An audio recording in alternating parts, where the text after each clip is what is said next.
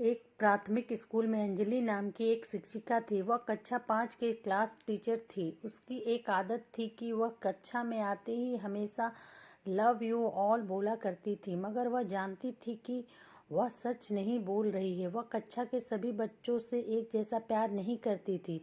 कक्षा में एक ऐसा बच्चा था जो उनको फटी आंख भी नहीं भाता था।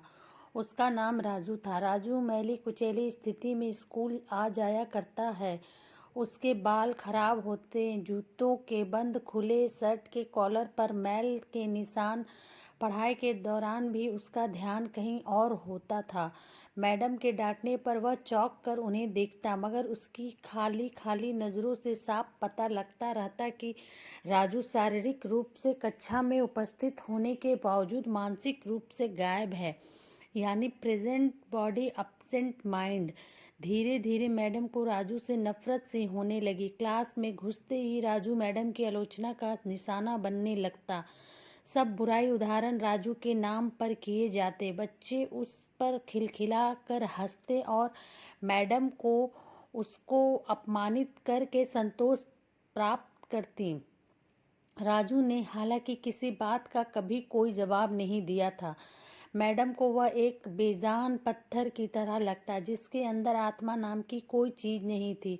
प्रत्येक डांट, व्यंग और सजा के जवाब में वह बस अपनी भावनाओं से खाली नज़रों से उन्हें देखा करता और सिर झुका लेता। मैडम को अब इससे गंभीर नफरत हो चुकी थी। पहला सेमेस्टर समाप्त हो गया और प्रोग्रेस रिपोर्ट बनाने का चरण आया तो मैडम ने राजू की प्रगति रिपोर्ट में यह सब बुरी बातें लिख मारी। प्रगति रिपोर्ट माता पिता को दिखाने से पहले हेड मास्टर के पास जाया करती थी। उन्होंने जब राजू की प्रोग्रेस रिपोर्ट देखी तो मैडम को बुला लिया। मैडम, प्रगति रिपोर्ट में कुछ तो राजू की प्रगति भी लिखनी चाहिए। आपने तो जो कुछ लिखा है इससे राजू के पिता इससे बिल्कुल निराश हो जाएंगे। मैडम ने कहा, मैं माफ़ी मांगती हूँ, लेकिन राजू एक बिल्कुल ही अशिष्ट और निकम्मा बच्चा है। मुझे नहीं लगता कि मैं उसकी प्रगति के बारे में कुछ लिख सकती हूँ। मैडम घृणित लहजे में बोलकर वहाँ से उठकर चली गईं। स्कूल की छुट्टी हो गई। अगले दिन हेड मास्टर ने एक विचार किया और उन्होंने चपरासी के हाथ मैडम के डेस्क पर राजू की पिछले वर्षों की प्रगति रिपोर्ट रखवा दी। अगले दिन मैडम ने कक्षा में प्रवेश किया तो रिपोर्ट पर नज़र पड़ी। पलट कर देखा तो पता लगा कि यह राजू की रिपोर्ट है। मैडम ने सोचा कि पिछली कक्षाओं में भी राजू ने निश्चय ही यही गुल खिलाए होंगे। उन्होंने सोचा और कक्षा 3 की रिपोर्ट खोली। रिपोर्ट में टिप्पणी पढ़कर उनकी आश्चर्य की कोई सीमा ना रही जब उन्होंने देखा कि रिपोर्ट उसकी तारीफों से भरी पड़ी है। राजू जैसा बुद्धिमान बच्चा मैंने आज तक नहीं देखा। बेहद संवेदनशील बच्चा है और अपने मित्रों और शिक्षक से बेहद लगाव रखता है। अंतिम सेमेस्टर में भी राजू ने प्रथम स्थान प्राप्त कर लिया है। मैडम ने अनिश्चित स्थिति में कक्षा 4 की रिपोर्ट खोली। राजू ने अपनी माँ की बीमारी का बेहद प्रभाव लिया। उसका ध्यान पढ़ाई से हट रहा है। राजू की माँ को अंतिम चरण का कैंसर हुआ है। घर पर उसका और कोई ध्यान रखने वाला नहीं है, जिसका गहरा प्रभाव उसकी पढ़ाई पर पड़ा है। नीचे हेडमास्टर ने लिखा कि राजू की माँ मर चुकी है और इसके साथ ही राजू के जीवन की चमक और रौनक भी। उसे बचाना होगा इससे पहले कि बहुत देर हो जाए। यह पढ़कर मैडम के दिमाग पर भयानक बोझ हावी हो गया। कांपते हाथों से उन्होंने प्रगति रिपोर्ट बंद की। मैडम की आंखों से आंसू एक के बाद एक गिरने लगी। मैडम ने साड़ी से अपने आंसू पोंछे।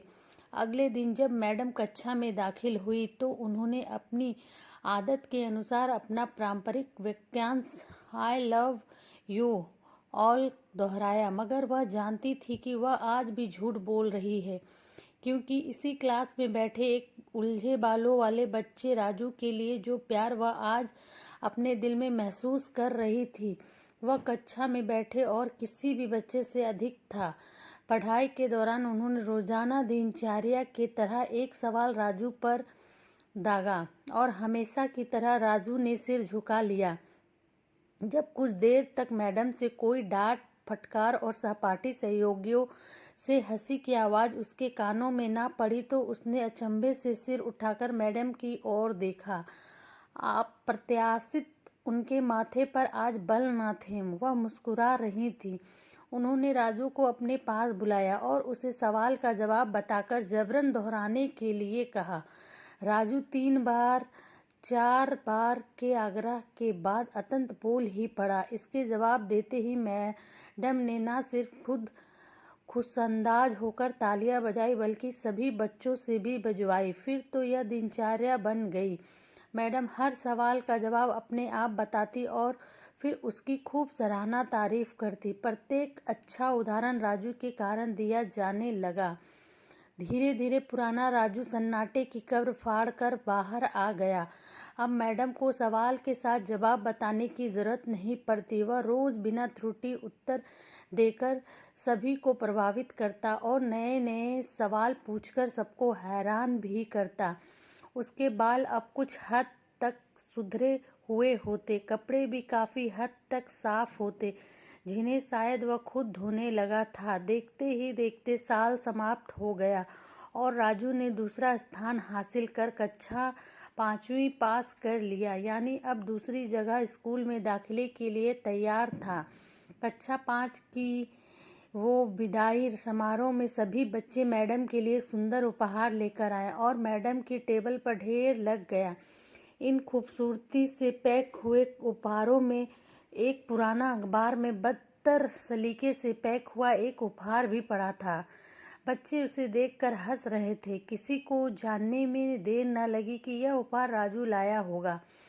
मैडम ने उपहार इस छोटे से पहाड़ में से लपक कर राजू वाले उपहार को निकाला। खोल कर देखा तो उसके अंदर एक महिलाओं द्वारा इस्तेमाल करने वाली इत्र की आधी इस्तेमाल की हुई शीशी और एक हाथ में पहनने वाला एक बड़ा सा कड़ा कंगन था, जिसके ज़्यादातर मोती झड़ चुके थे। मैडम ने चुपचाप इस इत्र को खुद पर छिड़का और हाथ में कंगन पहन लिया। बच्चे यह दृश्य देखकर सब हैरान रह गए, खुद राजू भी। आखिर राजू से रहा ना गया और मैडम के पास आकर खड़ा हो गया। कुछ देर बाद उसने अटक अटक कर मैडम को बोला, आज आप में से मेरी माँ जैसी खुशबू आ रही है। इतना सुनकर मैडम के आंखों में आंसू आ गए और मैडम ने राजू को अपने गले से लगा लिया। राजू अब दूसरी स्कूल में जाने वाला था। राजू ने दूसरी जगह स्कूल में दाखिला ले लिया था। समय बीतने लगा, दिन समाप्त, महीने साल में बदलने ते भला कहाँ देर लगती है। मगर हर साल के अंत में मैडम को राजू से एक पत्र नियमित रूप से प्राप्त होता, जिसमें लिखा होता कि इस साल कई नए टीचर्स से मिला, मगर आप जैसा मैडम कोई नहीं था। फिर राजू की पढ़ाई समाप्त हो गई और पत्रों का सिलसिला भी समाप्त। कई साल आगे गुजरे और मैडम रिटायर हो गई। एक दिन मैडम के घर अपनी मेल में राजू का पत्र मिला, जिसमें लिखा था, इस महीने के अंत में मेरी शादी है और आपके बिना शादी की बात मैं नहीं सोच सकता। और एक और बात, मैं जीवन में बहुत सारे लोगों से मिल चुका हूँ, आप जैसा कोई नहीं है। आपका डॉक्टर राजू। पत्र में साथ ही विमान का आने जाने का टिकट भी लिफाफे में मौजूद था। मैडम खुद को हरगिज न रोक सकी। उन्होंने अपने पति से अनुमति ली और वह राजू के शहर के लिए रवाना हो गई। शादी के दिन जब वह शादी की जगह पहुंची तो थोड़ी लेट हो चुकी थी। उन्हें लगा समारोह समाप्त हो चुका होगा, मगर यह देखकर उनके आश्चर्य की सीमा न रही कि शहर के बड़े डॉक्टर, बिजनेसमैन और यहाँ तक कि वहाँ पर शादी कराने वाले पंडित जी भी थक गए थे कि आखिर कौन आना बाकी है। मगर राजू समारोह में शादी के मंडप के बजाय गेट की तरफ टकटकी लगाए उनके आने का इंतजार कर रहा था। फिर सबने देखा कि जैसे कि एक बूढ़ी औरत ने गेट में प्रवेश किया। राजू उनकी ओर लपका और उनका वह हाथ पकड़ा जिसमें उन्होंने अब तक वह कड़ा पहना हुआ था और उन्हें सीधा मंच पर ले गया। राजू ने माइक हाथ में पकड़कर कुछ यूं बोला, दोस्तों, आप सभी हमेशा मुझसे मेरी माँ के बारे में पूछा करते थे और मैं आप सबसे और मैं आप सबसे वादा किया करता था कि जल्द ही आप सबको उनसे मिलाऊंगा। ध्यान से देखो, यह मेरी प्यारी सी माँ दुनिया की सबसे अच्छी है। यह मेरी माँ है।